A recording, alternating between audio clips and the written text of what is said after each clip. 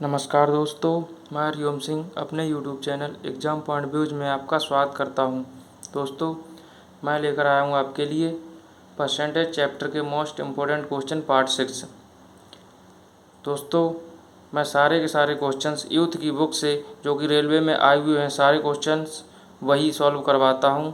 तो वीडियो को लास्ट तक देखें और चैनल को सब्सक्राइब और लाइक ज़रूर करें और बेल आइकन ऑन रखें, जिससे कि मैं जो भी वीडियो बनाऊं वो आप तक पहुंचती रहे।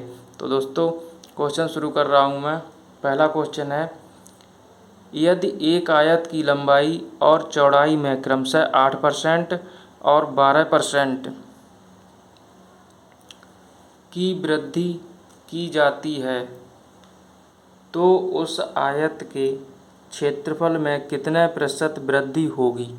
ये आरपीएफ कांस्टेबल 18/1/2019 को थर्ड मीटिंग में क्वेश्चन आया था। इसे सॉल्व करवा रहा हूँ। देखिए आप लोग, देखिए एक आयत की लंबाई और चौड़ाई में क्रमशः 8% और 12%। तो देखिए बहुत ही सरल तरीका है इसे सॉल्व करने का। वही सूत्र है x + y और प्लस x × y/100। तो इसमें हम मान रख देंगे पहले 8% और फिर 12% प्लस 12 × 8/100। यहाँ से 12 और 8 20 प्लस 12 × 8 = 96 हो जाता है बटे 100।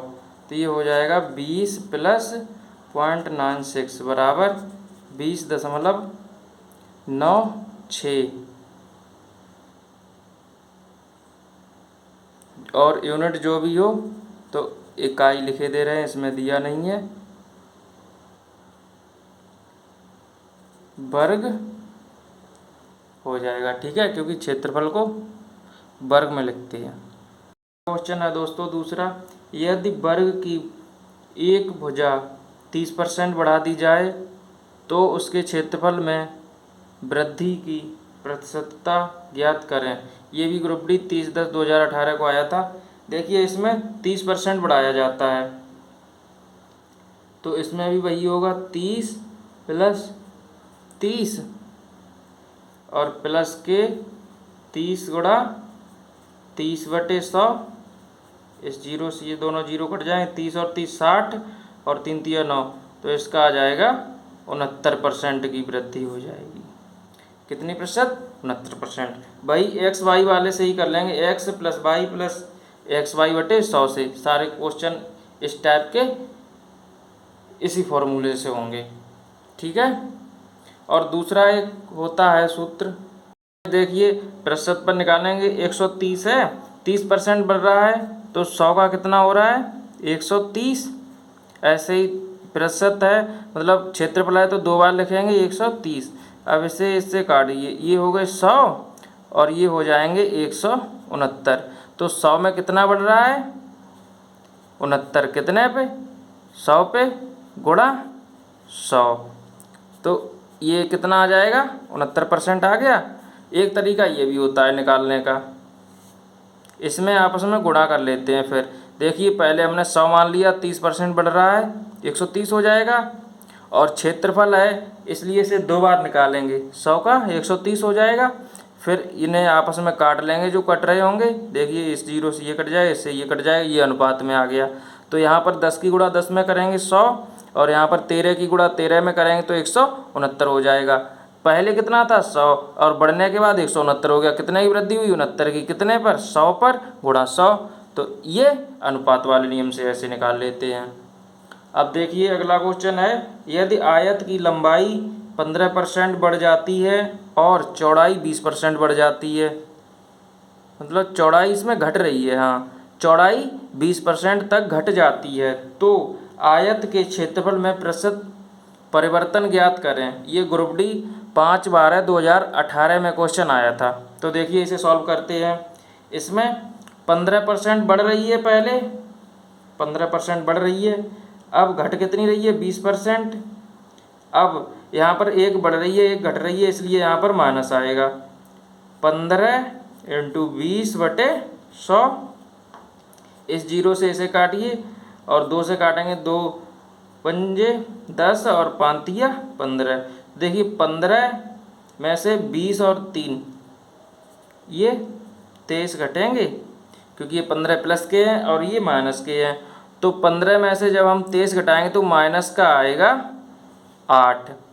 तो यहाँ पर माइनस आ रहा है, तो क्या होगा, क्षेत्रफल में 8% की कमी आ जाएगी ये, क्योंकि माइनस है इसलिए ये कमी दर्शा रहा है। ठीक है, देखिए अगला क्वेश्चन, चौथा क्वेश्चन है दोस्तों, यदि मिश्र धातु में 15% चांदी है तो मिश्र धातु के किसी भार में यदि 51 ग्राम चांदी है तो दूसरे धातु की मात्रा क्या है।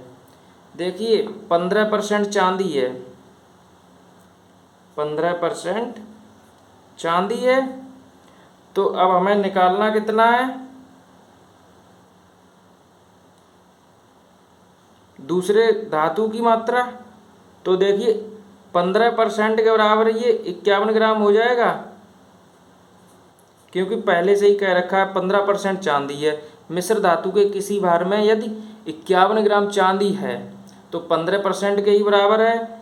तो देखिए अब जो हमारी दूसरी धातु बची वो 85% ही होगी, तो हम 85% निकालेंगे, तो इसका 85% आ जाएगा 51 गुणा 85/15, क्योंकि 15% तो चांदी है और जिसकी मात्रा कितनी है 51 ग्राम, तो दूसरे धातु की मात्रा पूछ रहा है, तो हमें 85% निकालना है।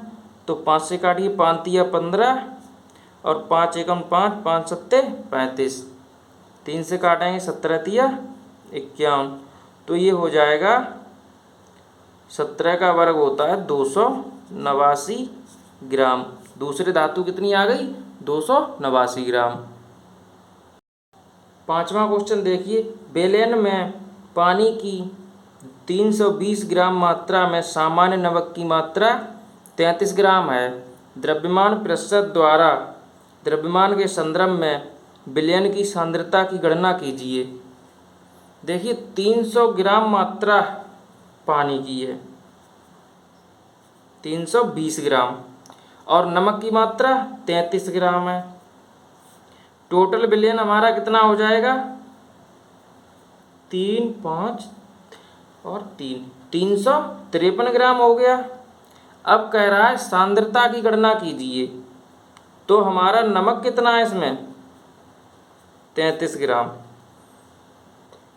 और टोटल जो विलयन की मात्रा है वो 353 ग्राम है, गुणा 100 हो जाएगा। अब इसे सॉल्व कर लीजिए। यहाँ से जब हम इसे सॉल्व करेंगे तो इसका आंसर आ जाएगा 9.348, ठीक है, प्रतिशत। अब छठा क्वेश्चन देखिए, श्याम के अंक दिव्या के अंकों से 25% अधिक हैं।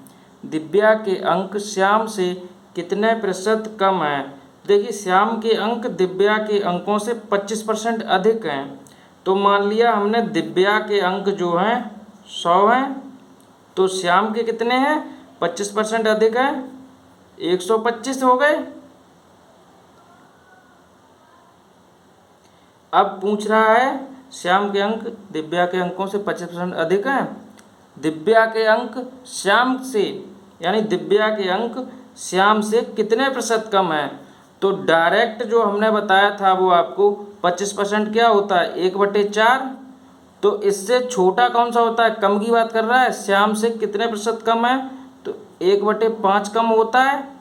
1/4 से कम कौन सा होता है 1/5 भिन्न, तो 1/5 का मान कितना होता है 20%, तो डायरेक्ट करेंगे तो इसका 20% आंसर आ जाएगा। और जब सॉल्व करके देखेंगे तो देखिए ऐसे करेंगे, पूछ रहा है दिव्या के अंक श्याम से कितने प्रतिशत कम हैं, तो दिव्या के अंक हैं कितने 100, श्याम के कितने हैं 125, अधिक कितने हैं 25, श्याम से कितने हैं अब श्याम से पूछ रहा है तो श्याम के हर में लिखेंगे गुणा 100, 25 पंजे 125 और 5 दूनी 10, तब भी ये 20% आ गया। तो ऐसे क्वेश्चन को इस तरह से सॉल्व कर लेंगे। ठीक है, अब अगला क्वेश्चन देखिए। क्वेश्चन दिया है यदि y का 90% x है तब x का कितना प्रतिशत y होगा। तो देखिए y का 90% x है, मान लो ये रहा x ये रहा y। अब y का 90% है तो हम y को अगर हम 100 मान लें तो अब कह रहा है y का 90% x है तो x कितना हो जाएगा 90, क्योंकि 90% है x। अब देखिए समझ गए होंगे आप लोग, क्योंकि हमने y को 100 मान लिया है। अब अगर हम y को 100 मान रहे हैं, अब ये क्या कह रहा है y का 90%, इसका 90% कौन है x है। तो देखिए यहाँ से ये 90 आ जाएगा तो यहाँ पर हमने x को 90 मान लिया है। अब कह रहा है x का कितना प्रतिशत y है, x का कितना प्रतिशत y है, किसका x का। तो देखिए y कितना है 100, अब x का कह रहा है तो हम बटे में 90 करेंगे, क्योंकि x के सापेक्ष में हमें निकालना है, गुणा 100 कर लो। तो इस 0 से ये कट जाएगा, यहाँ पर आ जाएंगे 1000 बटे 9, यहाँ सॉल्व करें 9 एकम 9, 1 बचा 9 एकम 9, फिर यहाँ 1 बचा 9 एकम 9 और 1 बचेगा उसे ऊपर बटे 9, 111 से 1 बटे 9%। समझ गए, क्योंकि क्वेश्चन में कह रहा था y का 90% x है, y हमने 100 मान लिया, इसका 90% x हो गया। अब पूछ रहा है x का 90% y, मतलब x का कितना प्रतिशत y होगा। तो x का कितना प्रतिशत y है कितना 100। अब x के सापेक्ष में निकालेंगे तो x को बटे में 90 लिख देंगे, क्योंकि x का मान 90 है तो गुणा 100। ये सॉल्व हो गया।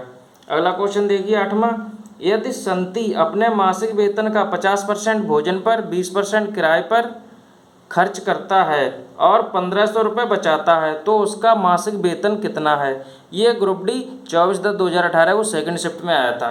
तो देखिए 50% भोजन पर खर्च करता है, ठीक है, प्लस और 20% किराए पर, तो 70% क्या है वो खर्च कर देता है। अब उसके पास कितना बचा 30%, 30% जो है कितना है 1500 रुपये उसका जो बचाता है। तो मासिक वेतन उसका कितना होगा पूरा 100%, तो 100% को निकालेंगे तो गुणा 100 कर देंगे बटे 30। तो यहाँ से ये हो जाएगा 3 पंजे 15 बराबर 5000 रुपये। ठीक है, गए होंगे आप लोग। अगला क्वेश्चन देखिए। प्रत्येक माह कृतिका अपनी आय का 30% घर के किराए पर और शेष का 60% घरेलू कामों पर खर्च करती है। यदि वह प्रत्येक माह रुपये 6300 की बचत करती है तो उसकी कुल मासिक आय कितनी है। देखिए क्वेश्चन को दोबारा पढ़ेंगे। प्रत्येक माह कृतिका अपनी आय का 30% घर के किराए पर और शेष का 60% घरेलू काम पर खर्च करती है। देखिए 30% घर के किराए पर, उसका मान लिया हमने वेतन कितना x है, उसका 30% जब खर्च कर देगी तो कितना बचा 70, ये बचा। अब शेष का 60%, अब देखिए ये बचा है तो उसका 60% खर्च करती है तो कितना बचेगा 40%। ठीक है, घरेलू काम पर खर्च करती है। यदि वह प्रत्येक माह 6300 रुपये की बचत करती, अब जो बचे हैं ये किसके बराबर है 6300 के। अब इसे सॉल्व कर लेंगे, ये 2 0 से ये कट जाएगा और 7 से काट देंगे इसे, तो 7 नेम 63, 7 नेम 63 हो गया। अब ये 900 आ गए यहाँ पर। अब 4 से इन्हें काट दो, 25 बार कटेगा तो x बराबर आ जाएगा 900 इंटू 25 बराबर 25 नेमा 225। ये उसका मासिक कुल आय कितनी आ गई 22,500 रुपये। ठीक है। अगला क्वेश्चन देखिए, एक चुनाव में एक उम्मीदवार 75% वैध मतों से विजयी हुआ। कुल 5,60,000 कुल 5,60,000 मतों में से 15% मत अवैध थे।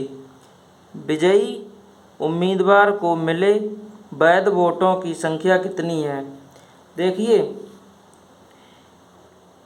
जो एक चुनाव में एक उम्मीदवार 75% वैध मतों से विजयी हुआ है, टोटल मत कितने होते हैं 100, उसमें से 15% खराब हो गए, अवैध निकल गए, तो कितने बचे 85%। अब देखिए 85% में से वह मान लो वैध हैं ये, तो अब 85 को हम 100 मानेंगे। अब 75% वैध मतों से वह विजयी हुआ है। कुल कितने हैं ये जो 85 हैं, कुल इतने मतों में से 15% अवैध हुए हैं, तो इनका हम 85% निकाल लें 56 4 बार 0 और बटे 100, इतने हो जाएंगे टोटल मत। तो देखिए ये 2 0 से ये काट लीजिए, यहाँ पर आ जाएगा ये जो हमारे वो हो गए जो टोटल वैध मतों की संख्या आ गई। अब 85 गुणा 5600 ये टोटल वैध मत हो गई। अब इनमें से जो जीता है उसे कितने मिले हैं 75%, तो ये हो जाए 75/100, इसमें ये काट दीजिए। अब इसका गुणा हो जाएगा 35,07,000 यानी 3,57,000। तो जो जीता है उम्मीदवार उसे कितने वोट मिले हैं 3,57,000। ठीक है, समझ गए आप लोग। कुछ नहीं किया इसमें, टोटल 100 होते हैं तो उसमें से कह रहा है कि कुल इतने मतों में से 56% यानी 5,60,000 में से 15% मत अवैध थे। तो अब हमारे वैध कितने हो गए 85%। तो देखिए 5,60,000 में से हमने 85% निकाल लिया। अब इसका जो ये टोटल मत हैं, इनमें से जो जीता है उम्मीदवार उसे कितने मिले हैं 75%, तो हमने इसका 75% निकाल लिया, आ गया 3,57,000। ये आपका आंसर हो गया। अगला क्वेश्चन देखिए, एक दवा पर्यवेक्षक 0.05% दवाओं को दोषपूर्ण दवाओं के रूप में खारिज कर देता है। 4 दवाओं को खारिज करने के लिए कितनी दवाओं की जांच की जाएगी। देखिए दवाएं जितनी भी हों उसमें से 0.05% कितनी है वो खारिज दवा है, यानी खराब दवा निकल जाती है। तो अब अगर उसने 4 दवाओं को खारिज किया है तो देखिए वो 4 जो हैं वो होंगी इसी के बराबर, 0.05% के बराबर ही तो 4 दवाएं होंगी, उन्हीं को तो खारिज किया है। क्योंकि कितनी भी दवाएं सही खारिज करेगा वो होंगी तो सब 0.05% के ही बराबर। अब पूछ रहा है टोटल कितनी दवाएं उसे जांच करनी होगी, कितनी दवाओं की जांच करनी होगी। तो देखिए टोटल हमारा कितना होता है, कोई भी 100% होता है कोई भी वस्तु सही, तो 100% निकालेंगे तो 4 गुणा 100 बटे 0.05 हो जाएगा। यहाँ से दशमलव हटाएंगे ये 2 0 बढ़ जाएंगे, 5 से काट दो 5 दूनी 10। अब देखिए ये कितना हो जाएगा 4 दूनी 8,000, तो इसका आंसर कितना हो गया 8,000। ठीक है, आशा करता हूँ कि हमने जो भी क्वेश्चंस बताए हैं वो आपको सभी समझ में आ गए होंगे। और ऐसी ही वीडियोज़ को पाने के लिए हमारे चैनल को सब्सक्राइब करें और लाइक करें, बेल आइकन ऑन रखें जिससे कि मैं जो भी वीडियो बनाऊँ आप तक पहुँचती रहे। धन्यवाद दोस्तों।